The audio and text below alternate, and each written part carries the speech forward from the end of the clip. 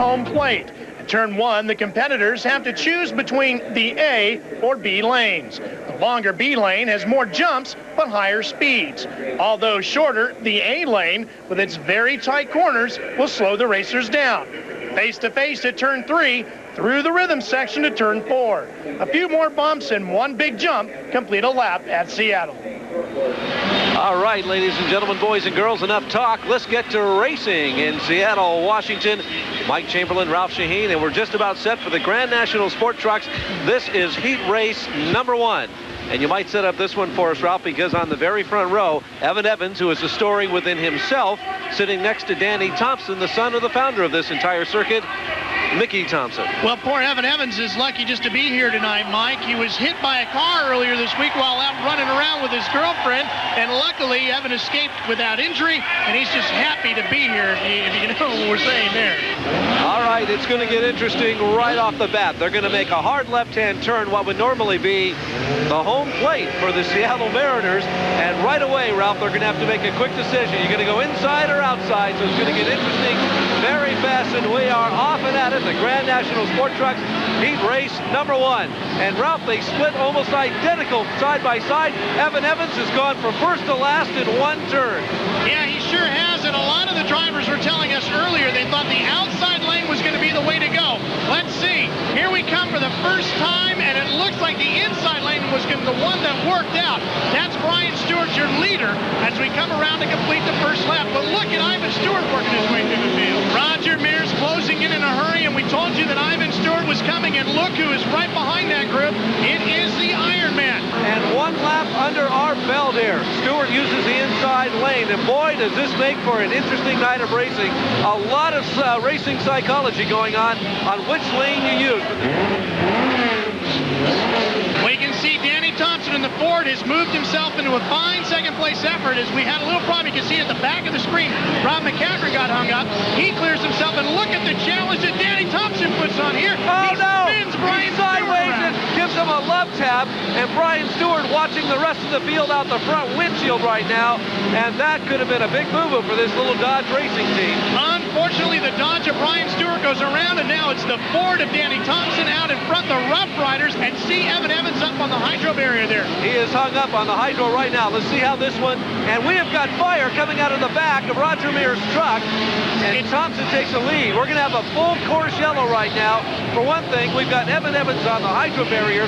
We've got flames coming out the back of Roger Mears' truck, and he gets tapped from behind by Rick Johnson. Oh, and again, right in front of us. This is goofy, folks. I got to tell you, this is downright goofy. We got flames coming out, and Rick Johnson eating those flames right now.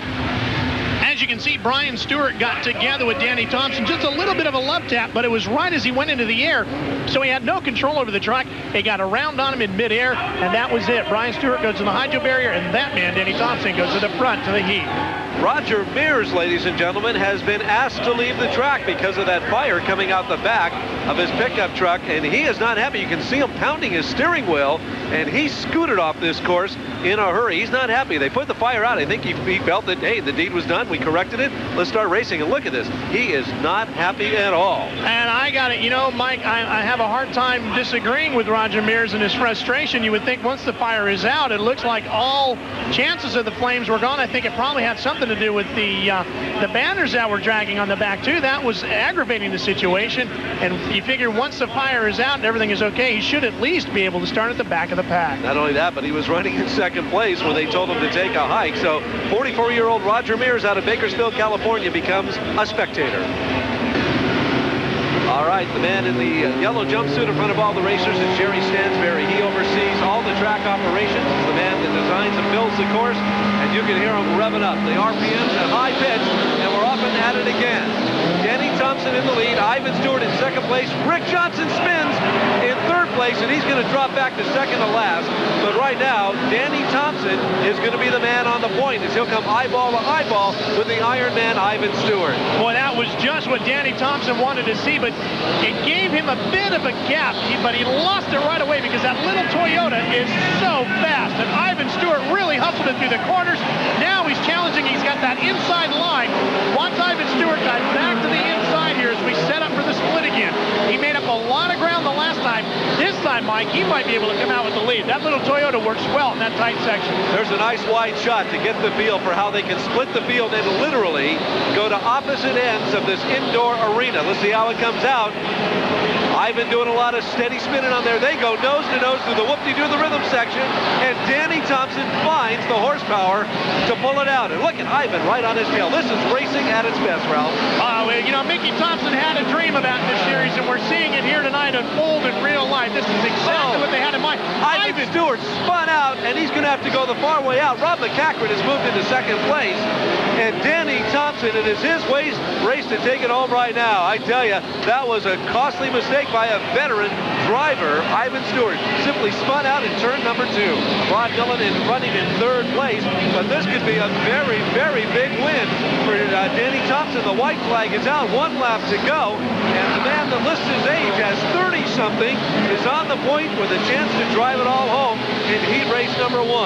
Well, this is exactly what Danny Thompson wants to see, as we have a problem with Roger Mears Jr.'s truck, and it looks like a problem for Rob macCachren as well, as the checkered flag gets set to wave for Danny Thompson.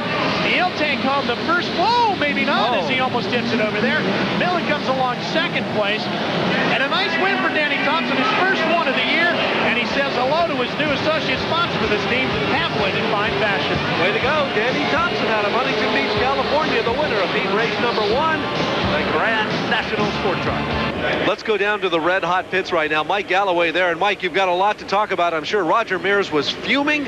He was almost looked like he came to punches with some of the officials back there. Tell us what you know with Roger Mears. Well, at this time, Mike, all we know is Roger Jr. came to me a moment ago, said, this isn't a good time to talk to my dad. We're loading up and going home. But as we were waiting to cut away back to you, the MTEG officials are down here in the pits. They're underneath Roger's truck looking at what's on fire.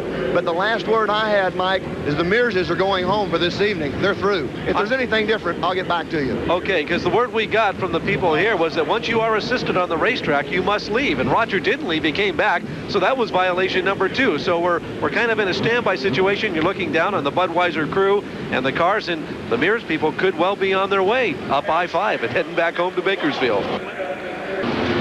These are the anxious moments for these drivers as they bring the Grand National Sport Trucks to the line in heat race number 2. We're just about set to go, and the story of Roger Mears is still a little bit disheartening, I think, to a lot of people. Yeah, the report out of the pits from Mike Galloway. There you see Roger Mears Sr. sitting on the front row, which you would actually think would be an advantage. That is where they set him. That is a penalty. If he had started in the back, he would have been able to earn passing points. He will not be able to get the max amount of points here tonight if he wins this heat. He will, however, lead the start. All right, these piston-pumping, powerful pickup trucks are working it over right now at the Seattle Kingdom. Let's watch Roger Mears. You know he's still a little bit hot under the collar as he brings that Budweiser truck into the corner, and he gets a little bit of a love tap on the side, throws a ton of dirt behind him. We got Budweiser trucks running in first and second place right now. That's his son, Roger Mears Jr., who sits in second place, and holding on to third is Brian Stewart. Fourth is Rick Johnson, and look at how those Budweiser Conoco trucks are really taking flight here. Down the backside, Rick Johnson will go with them. Brian Stewart will take Ivan Stewart, his father, with him. So we got the father-son battle going on right now.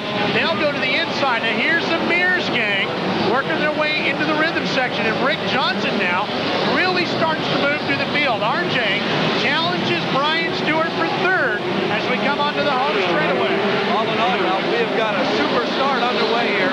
All the cars very competitive, nobody really lagging behind as 44-year-old Roger Mears continues to lead the way, and they split the lanes once again. Now RJ, Rick Johnson in the Chevy truck, hesitated for a second. He thought he was going to go to the inside with Brian Stewart, but then he got back on the throttle and went to the outside. Let's see how much ground he makes it back up, though. And he's able to come right back into with Brian Stewart, so he didn't really lose too much time. In fact, he's going to maybe take over third. Yes, he is. Brian Stewart spinning in the last corners. We watched Roger Mears Sr. hold on to the lead. So Rick moves officially into third place right now as Roger Mears, 44 years of age, out of Big Bakersfield, California. His brother, you well know him, Rick Mears, the IndyCar driver. But it's Rodger on the point and in control. Stop number 3 of the Mickey Thompson Off-Road Series. Tonight, we come to you from the Kingdome in Seattle. Mike Chamberlain, Ralph Shaheen, Mike Galloway, so glad you could be with us. These trucks are capable of speeds of up to 125 miles an hour. They will not reach it here tonight, but they don't come cheap. They can run you up to $200,000.